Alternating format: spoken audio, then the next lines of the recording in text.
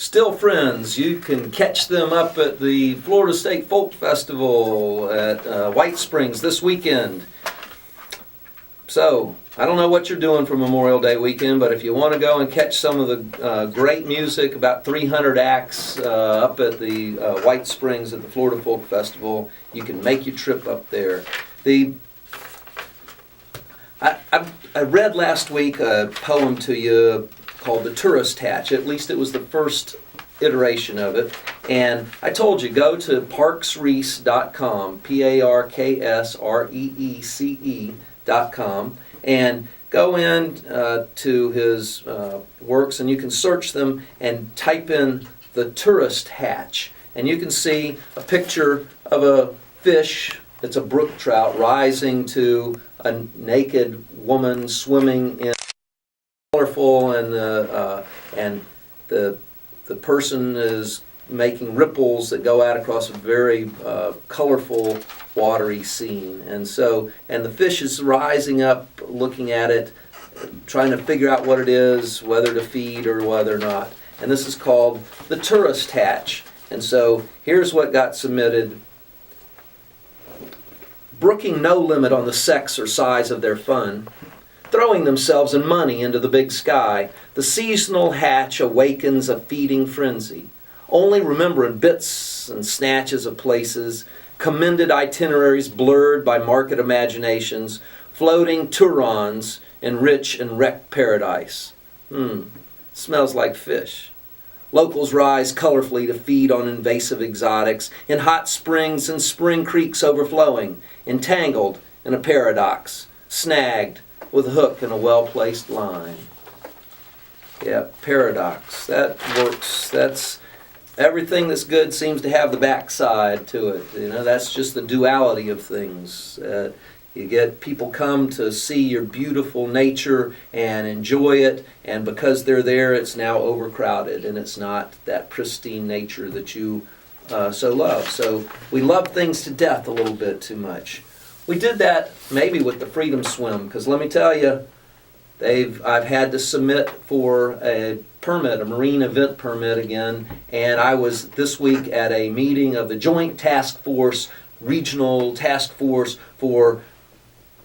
and we had the Coast Guard and the City Police and the Sheriff's Department and wildlife folks, enforcement officers, auxiliary people, and volunteer coordinators. And I was there to talk to them about what's going to happen on the 4th of July, Wednesday the 4th of July this year. It's the 20th Freedom Swim, 20th annual Freedom Swim. It started with a handful of us, 13, and now there's a couple of hundred that swim, and lots of boaters, and we look out for one another, and we take care of ourselves. And the last few years, though, we've had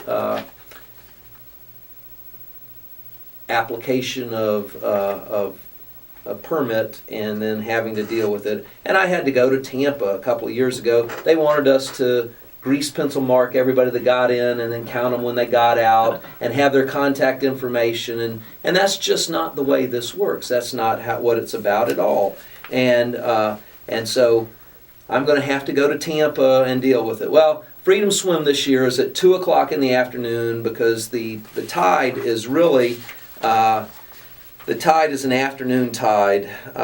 We've got an incoming tide all morning, and that works against us. And so what we try to do is swim at the slack out and then into the outgoing tide. And that slack high tide happens at 3:30 on the 4th of July this year, according to the tide predictor charts.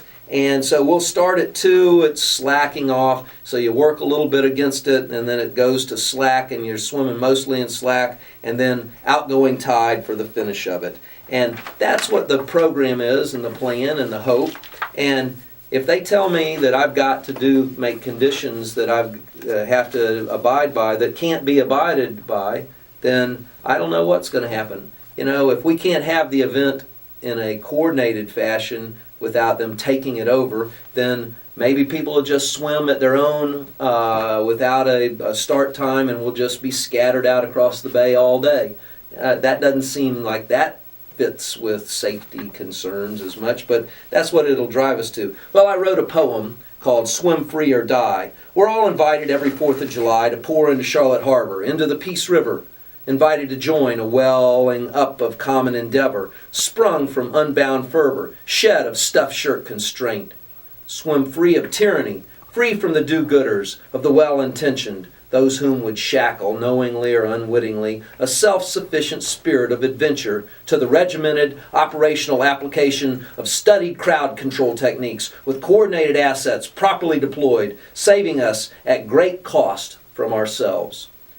From our own inner sea, plunged into brackish tea, golden light plays on bathing bodies, fleshy bodies moving, the light moving as the water moves, air to liquid, water to gasp, stroking and kicking, reaching through a baptismal solvent for freedom, for glorious liberty, not freedom on the far shore, but the exhilarating release of the passage, fighting off cramps, pulling and stretching, soaking, stroking, resting, floating, talking about elemental things. Bobbing and treading, awash in the peace, becoming the peace, fed by freedom from convention, from fiscal demands, from accountability's responsible command, celebrating our loved ones cautiously watching, motoring into helpful positions, celebrating no cause but the thing itself, a haphazard passage, a rite of passage, a declaration of independence, of individual responsibility, of indomitable spirit, of meeting the challenge of a long, laughing good time, a brother and sisterhood of community. The Freedom Swim claims the openness of our public areas to fair use without hinder or unwanted help. Let us help ourselves. The Freedom Swim proclaims our natural imagination, expresses our exercised notion of liberty, manifests fundamental principles of our being. So, to the powers that be, here's hoping for a change. Keep your hands off our Freedom Swim.